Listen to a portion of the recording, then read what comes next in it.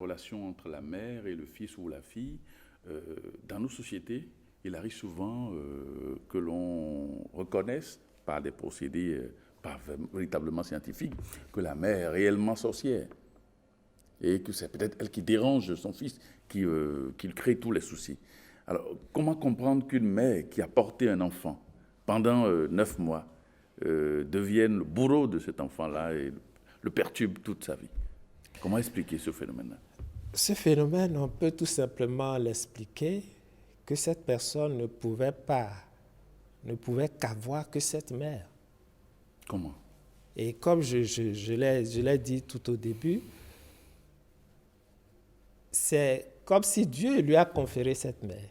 Et en naissant de cette personne, la personne porte en elle-même le germe de la sorcellerie. Il faut savoir que nous sommes sur terre pour sublimer le mal, pour transformer, transmuter le mal en bien. Et les expériences que nous vivons représentent justement les différents efforts que l'individu doit réaliser pour sublimer le mal. Donc, notre vie quotidienne, de par nos différentes expériences, moi je dis très souvent que sur terre, il n'y a que 2 personnes, Dieu et nous. Parce que tout ce que la nature m'envoie comme miroir, à travers son miroir, vous qui êtes devant moi, le professeur Hazard, le prêtre, je vous considère tous comme ce Dieu. Donc, un enfant qui se trouve face à une épreuve de sorcellerie voit en même temps ce qui le sépare de cette échelle très longue qui le sépare de Dieu.